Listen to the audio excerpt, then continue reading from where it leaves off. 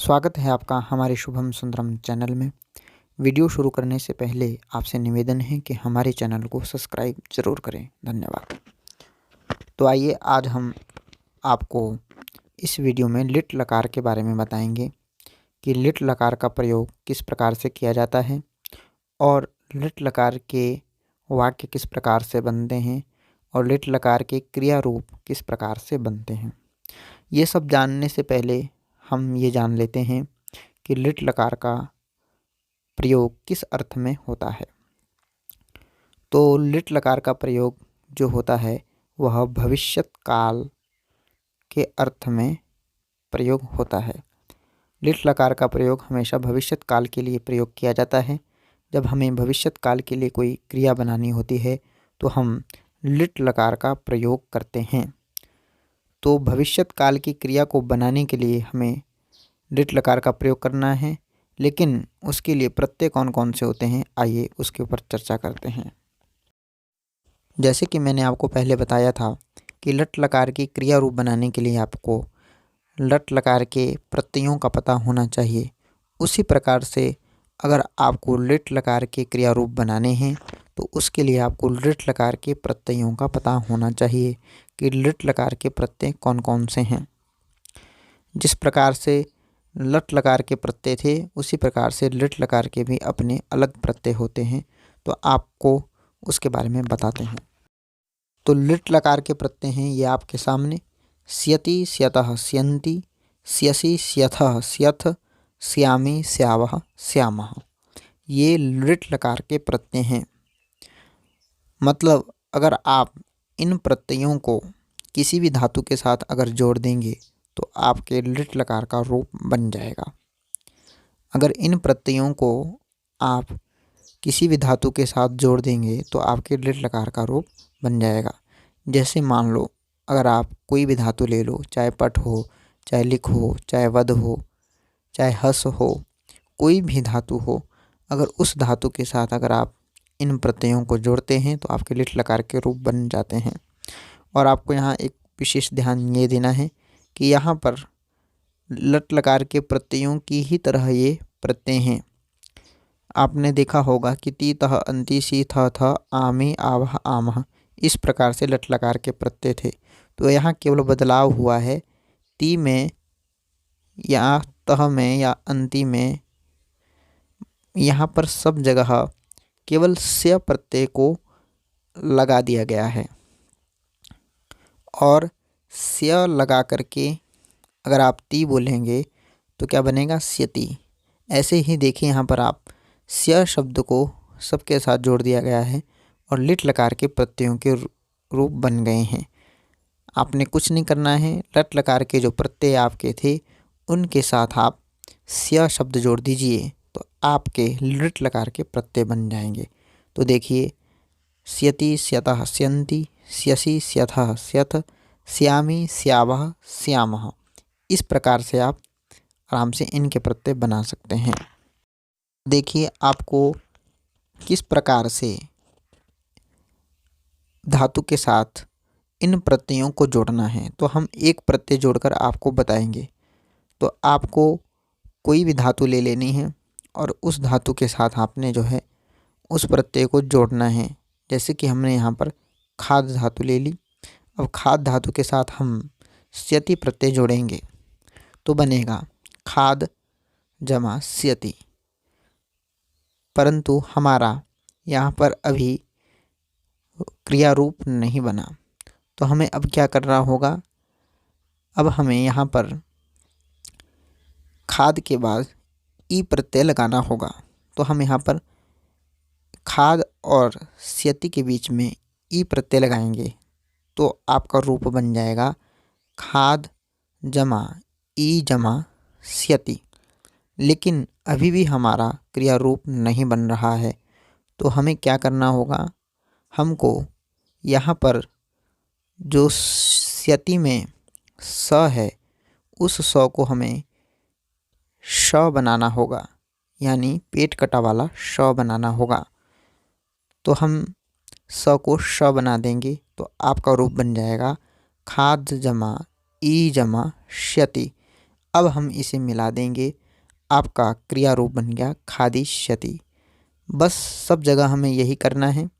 अगर हमें स्यतः प्रत्यय के साथ जोड़ेंगे तो भी हमें यही प्रक्रिया करनी है।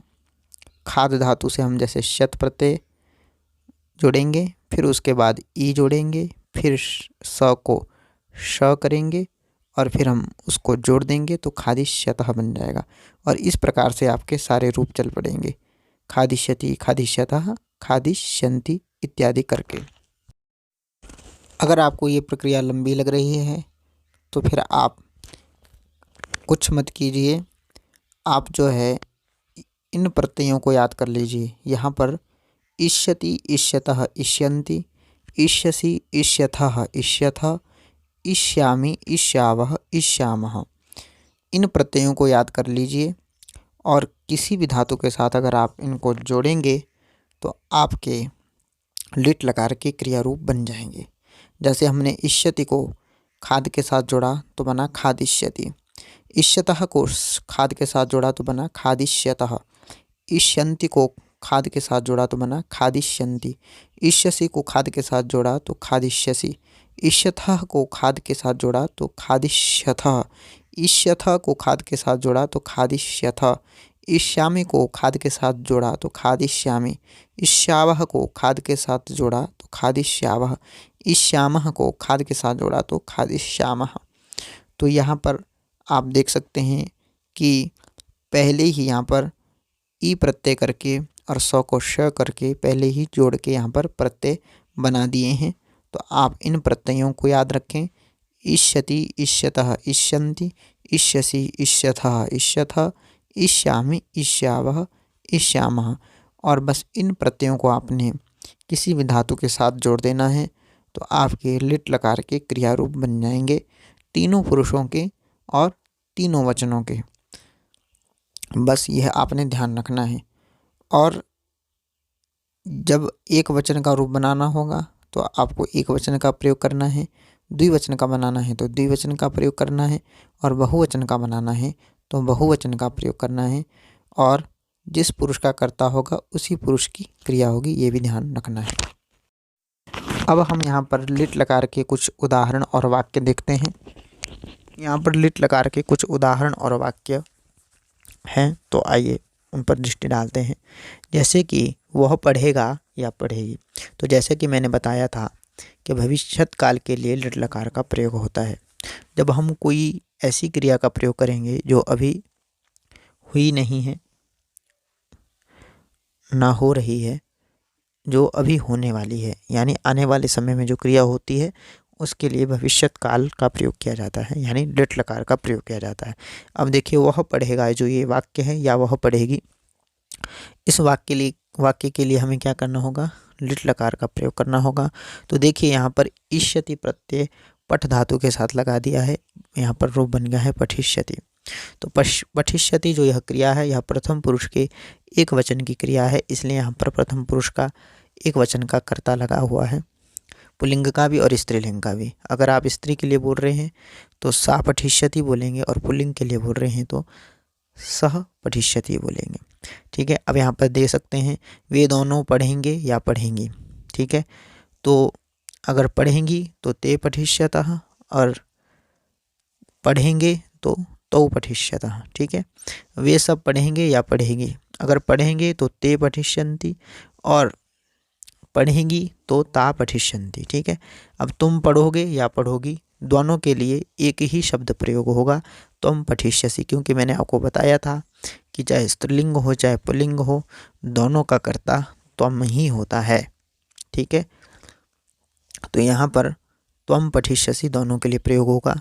ऐसे ही तुम दोनों पढ़ोगे या पढ़ोगी, तो यहाँ पर भी देखो दोनों के लिए एक ही शब्द का प्रयोग हुआ है, युवाम पठिष्यतः।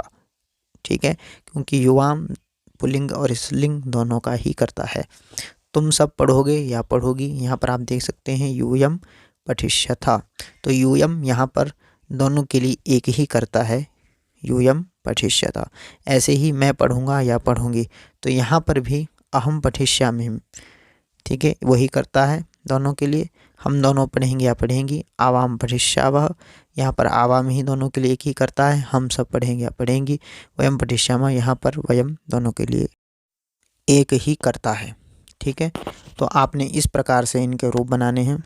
तो आपको कुछ नहीं करना है, सबसे पहले आपको जो है लिट लकार के क्रिया रूप बनाने आने चाहिए। तो क्रिया रूप बनाने के लिए आपको जो है इष्यति, इष्यतः, इष्यन्ति, इष्यसि, इष्यथः, इष्यतः, इष्यामि, इष्यावः, इष्यामः इन प्रत्ययों को किसी भी धातु के साथ जोड़ देना है, वो प्रत्यय बन जाएंगे। और बाकी आपको कर्ता तो पता ही है, सह, तौ, ते या साते, ताहा प्रथम पुरुष के कर्ता हैं, और मध्यम पुरुष के कर्ता त्वम, युवाम, यूयम है, और मध्य उत्तम पुरुष के कर्ता अहम, अवाम, वयम है।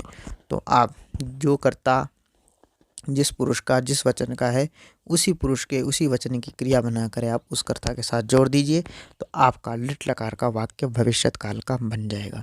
ठीक है, तो आप इस प्रकार से लिट लकार के वाक्य बना सकते हैं। तो आई होप आप सबको समझ आ गया होगा कि लिट लकार के वाक्य कैसे बनाते हैं। तो कैसी लगी आपको ये वीडियो? अगर अच्छी लगी हो तो लाइक ज़रूर करें और चैनल को सब्सक्राइब करें। धन्यवाद। नमो नमः।